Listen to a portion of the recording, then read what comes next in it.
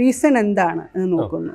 ഇപ്പം എന്ത് റീസൺ കൊണ്ടാണ് കുട്ടികൾ ഉണ്ടാകാത്തത്? കാര്യം ഒത്തിരി ചിലവർക്ക് ഹോർമോൺ റീസൺസ് ആയിരിക്കും, ചിലവർക്ക് ഹസ്ബൻഡിനാണെങ്കിൽ ചിലപ്പം വേറെ പ്രശ്നങ്ങളായിരിക്കും, സ്പേമിൻ്റെ കൗണ്ട് കുറയോ മൊർട്ടാലിറ്റി കുറയോ, അതിൻ്റെ ജനറ്റിക്കൽ ഇഷ്യൂസും ഉണ്ട്, അങ്ങനെ പലതും. അപ്പം അമ്മയ്ക്ക് ഒരു ലേഡിക്കാണെങ്കിൽ അതിൻ്റെതായ ചിലപ്പം പല പല റീസൺസ് ആയിരിക്കും. ഹോർമോൺ ബാലൻസ് ഉണ്ടാകത്തില്ല, തൈറോയിഡ് ഫങ്ഷൻസ് പ്രശ്നമായിരിക്കാം, പിന്നെ PCOD കാണും, എൻഡോമെട്രിയോസിസ് കാണും, അങ്ങനെ പല പല സ്റ്റേജസ് കാണും. ഏതെങ്കിലും ഒരു കാരണമുണ്ട്. അപ്പം ഇതെല്ലാം റെക്ടിഫൈ ചെയ്ത് അതിനെ ഒരു ലെവലാക്കുക, അതാണ് സമയമെടുക്കുന്നത്. ഇപ്പം ഉള്ളതിൽ വെച്ചിട്ട് കുഞ്ഞുണ്ടാകാനുള്ള സംഭവങ്ങളൊന്നും ചെയ്യത്തില്ല.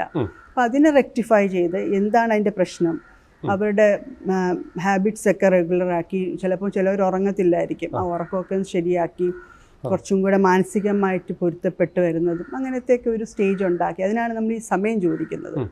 അപ്പം അതെല്ലാം പിന്നെ മെഡിസിൻ ഉണ്ടാകും. നമ്മുടെ സ്പെഷ്യലായിട്ടുള്ള മെഡിസിൻസ് ഉണ്ട് ഇവിടെ.